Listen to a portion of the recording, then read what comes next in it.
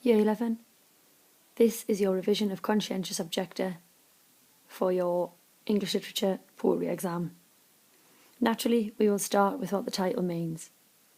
As it says on the slide, a conscientious objector is a person who is strongly against war and fighting, and who refuses to fight on the grounds of freedom of thought, conscience, or religion. Year 11, we will begin by analysing structure. As you can see, enjambment is used all the way throughout the poem. This could be suggesting that death is unavoidable and you cannot prevent it from happening.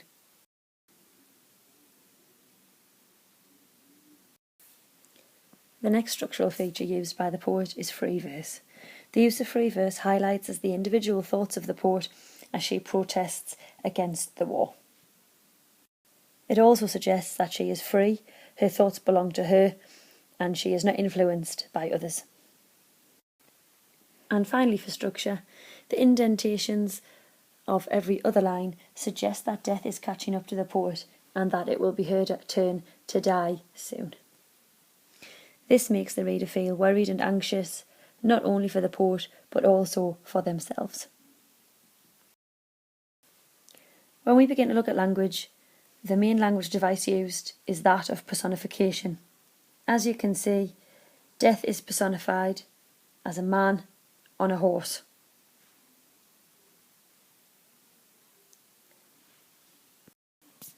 This use of personification makes death seem more dangerous. The pronouns used to personify death as a man, such as he and him, make the speaker and death seem closer, as if they have a relationship. It could also suggest that death is a soldier. In instances of war, naturally, death will be the enemy. In addition, the idea that death is a man makes it more realistic, more threatening, more dangerous.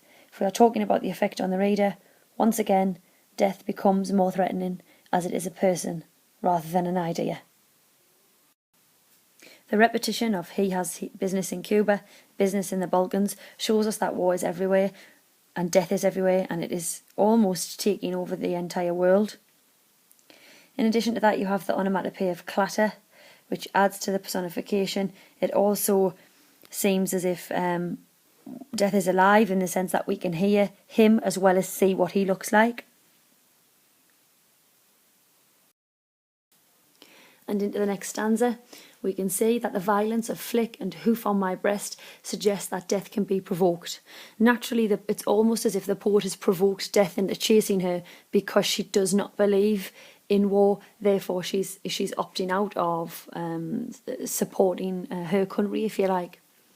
The animal imagery of the fox running away could be the idea that is a traitor to the army. Again, the implication that the poet is a traitor because she is not supporting it. The reference about the black boy hiding in the swamp, as you can see there in green, could be a reference to racism and other victimised minority groups. I shall die, but that is all that I shall do for death. The personal pronoun I reiterates that this is autobiographical.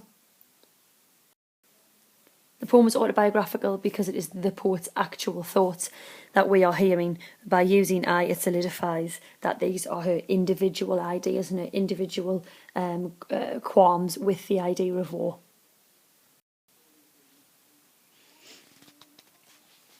As we see here in the pink, the line, though he promises me much, I will not map him the route to any man's door. It hints at the recruitment methods used to get people to join up. You all know about propaganda and the way governments and armies tried to recruit men. Obviously, the poet here is saying, you know what, death can promise me whatever he wants, but I firmly, I'm against it. So it doesn't matter what he says, whether he says he's going to put me on his payroll or whether he promises to give me different things. I refuse. In your poetry exam, you have to compare poems. So what links have we got then? The anti-war poems that you could compare Conscientious Objector to are The Drum and Exposure. Other war ideas are Exposure, The Drum, and Oh, What Is That Sound? And finally, the poems that are centred on death are Exposure, Your Dad Did What, The Drum, and Our Sharpeville. And if you wanted to practice a poetry question for revision, then here is the question. Compare how the writers of Conscientious Objector and one other poem use methods to explore attitudes towards war. So a couple of bullet points there, but remember that you should always focus on structure and language. Alright, have a go at that and then obviously see how you get on. Okay, thank you.